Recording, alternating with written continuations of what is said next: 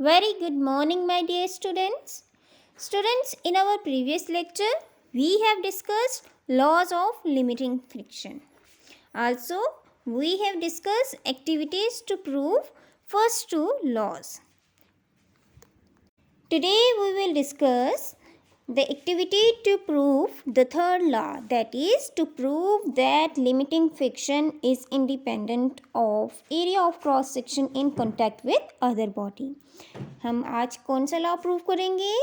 कि जो limiting friction है वो इंडिपेंडेंट होती है area of cross section in contact with other body, यानी कि कितना एरिया जो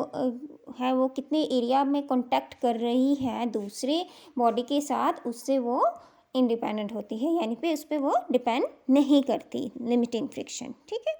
सो इसके लिए भी बच्चों हमें मटेरियल चाहिए होगा, जैसे कि wooden block with hook having different length. Wooden block लेंगे हुक के साथ और अलग अलग लेंथ के वुडन ब्लॉक्स लेंगे हम, width height such as its all surfaces are similar, a spring balance. So students, अब हम क्या करेंगे, जो वुडन ब्लॉक हमने ली उसे टेबल टॉप पे रखेंगे, यानी कि टेबल पे रखेंगे और इस तरह से रखेंगे कि जो वुडन ब्लॉक है उसका लार्जेस्ट फेस जो है वो टेबल के साथ कॉन्टैक्ट में रहे। ठीक है, उसके बाद जो उसकी हुक है उसे हम स्प्रिंग बैलेंस अटैच कर देंगे और जैसे कि हमने पहले प्रीवियस एक्टिविटीज़ में डिस्कस किया था, फिर हम बिल्कुल जेंटली जो है उस स्प्रिंग बैलेंस को पुल करेंगे और फिर धीरे धीरे जो अपना पुल है वो इंक्रीज़ करते रहेंगे और तब तक करेंगे जब तक कि जो वुडन ब्लॉक है वो स्लाइड करना स्टार्ट ना कर दे। जैसे ही उसकी स्लाइडिंग स्टार्ट होगी तो हम उसकी जो रीडिंग है उन्हें रिकॉर्ड करेंगे कि कितनी जो फोर्स है स्प्रिंग बैलेंस हमें शो कर रहा है। ठीक है, दिस फोर्स, और हम देखेंगे जब हम उसकी रीडिंग लेंगे तो जो वो फोर्स होगी वो इक्वल एंड अपोजिट होगी लिमिटिंग फ्रिक्शन के। जो लिमिटिंग फ्रिक्शन है वो किस किस के बीच में लग रही थी, वुडन ब्लॉक और टेबल टॉप के बीच में जो लिमिटिंग फ्रिक्शन लग रही थी, और जो फोर्स हम लगा रहे थे वुडन ब्लॉक को पुल करने के लिए वो इक्वल एंड अपोजिट होगी इस लिमिटिंग फ्रिक्शन के। और अब हम इस एक्टिविटी को फिर से रिपीट करेंगे और जब हम इसे रिपीट करेंगे तो हम जो वुडन ब्लॉक लेंगे उसके जो स्मॉलेस्ट फेस होगा अब हम उसे जो है टेबल टॉप के साथ कांटेक्ट में रखेंगे और सेम वे में जो है स्प्रिंग बैलेंस अटैच करेंगे, उसे पुल करेंगे रिकॉर्ड, और जैसे ही उसकी स्लाइडिंग स्टार्ट होगी तो हम रीडिंग्स रिकॉर्ड करेंगे और हमें क्या देखने को मिलेगा, हमें ये देखने को मिलेगा कि जो फोर्स हमने स्मॉलेस्ट फेस वाले वुडन ब्लॉक पे रिकॉर्ड करी, सेम वो इक्वल फोर्स हमने लार्जेस्ट फेस वाले वुडन ब्लॉक पे रिकॉर्ड करी, यानी कि जो सरफेस एरिया पे जो लिमिटिंग फ्रिक्शन है वो, यानी कि जो एरिया ऑफ क्रॉस सेक्शन है उस पर वो डिपेंड नहीं करती है। So students, this activity clearly proves that the limiting friction is independent of area of cross section in contact with other body. तो इस एक्टिविटी से हमें क्या पता चला कि जो लिमिटिंग फ्रिक्शन है वो बिल्कुल इंडिपेंडेंट होती है area of cross section in contact with other body, यानी कि ये इस बात पे जो लिमिटिंग फ्रिक्शन है वो इस बात पे बिल्कुल भी डिपेंड नहीं करती है कि चाहे लार्जेस्ट फेस जो है उस चीज़ का कॉन्टैक्ट में है टेबल टॉप के साथ या फिर जो स्मॉलेस्ट फेस है वो टेबल टॉप के साथ कॉन्टैक्ट में है, इस पर बिल्कुल भी डिपेंड नहीं करेगी, वो डिपेंड करेगी वेट पे। ठीक है, कि कितना वेट है उस चीज़ का। Okay, clear. Now rolling friction. Before we discuss rolling friction let us perform the following activity. अब रोलिंग फ्रिक्शन क्या होती है बच्चों, इसे डिस्कस करने से पहले हम ये जो एक्टिविटी दी गई है हम इसे डिस्कस करेंगे। Okay, to prove that rolling friction is far less than limiting friction.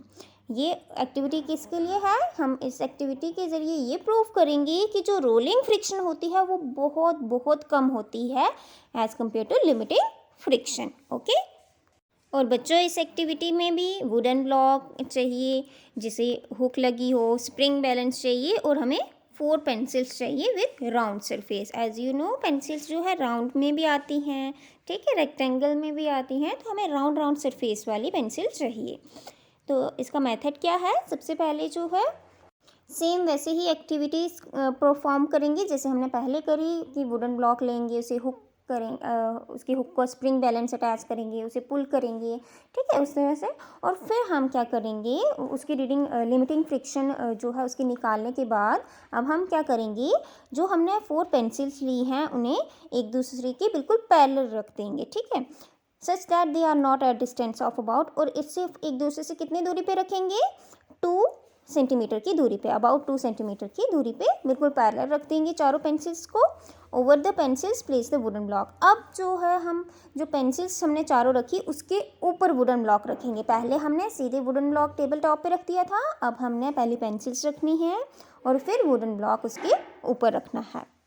और हमने पेंसिल्स और वुडन ब्लॉक को इस डायरेक्शन में रखना है ताकि जब हम वुडन ब्लॉक पे फोर्स अप्लाई करें यानी कि उसे पुल करें तो जो पेंसिल है वो भी रोल करें अप्लाइड फोर्स की डायरेक्शन में, ठीक है। अब हम जो है स्प्रिंग बैलेंस अटैच कर देंगे वुडन ब्लॉक के साथ और जेंटली जो है उसे टूवर्ड्स राइट पुल करेंगे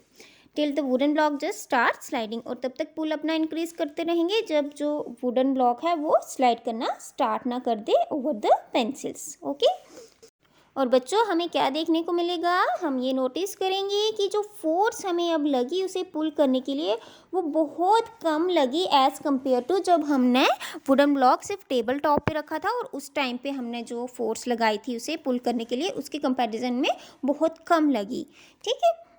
यानी कि जो लिमिटिंग फ्रिक्शन आई थी जब हमने वुडन ब्लॉक रखा था टेबल टॉप पे और उसे पुल करके देखा था, उस टाइम पे जो लिमिटिंग फ्रिक्शन आई थी उससे ये फोर्स जो है वो बहुत बहुत ज़्यादा कम है,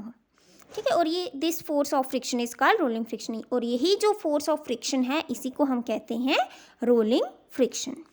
अगर हम इसकी डेफिनेशन की बात करें तो रोलिंग फ्रिक्शन को हम ऐसे भी डिफाइन कर सकते हैं, the friction experience by a body when it is made to move over bodies like roller और a wheel is called rolling friction. यानी कि वो फ्रिक्शन एक बॉडी द्वारा वो फ्रिक्शन जो कब एक्सपीरियंस करी जाए, जब हम किसी बॉडी को दूसरी बॉडी पे मूव कराएं लाइक अ रोलर या फिर व्हील की तरह, उसे हम कहते हैं रोलिंग फ्रिक्शन। और बच्चों अगर हम डेली लाइफ में रोलिंग फ्रिक्शन की एग्जांपल की बात करें तो कोई भी गाड़ी ले लीजिए आप, कार, बस या बाइक, साइकिल, जो भी, तो जब वो मूव करते हैं, ठीक है, उनके यानी कि कार और रोड के बीच में जो फ्रिक्शन लग रही होती है वो कौन सी होती है, रोलिंग फ्रिक्शन, क्योंकि उनके जो व्हील हैं वो कैसे करते हैं, रोल करते हैं। तो उस टाइम पे जो फ्रिक्शन लगती है रोड और उनके व्हील्स के बीच में फ्रिक्शन आती है उसे हम कहते हैं rolling friction, okay students. So students आज के लेक्चर में हमने डिस्कस किया कि रोलिंग फ्रिक्शन होती कैसे है। नेक्स्ट लेक्चर में हम डिस्कस करेंगे how is rolling friction caused, यानी कि जो रोलिंग फ्रिक्शन है वो होती कैसे है, और साथ में हम कुछ एग्जांपल्स देखेंगे रोलिंग फ्रिक्शन की। So that's all for today, thank you and have a nice day.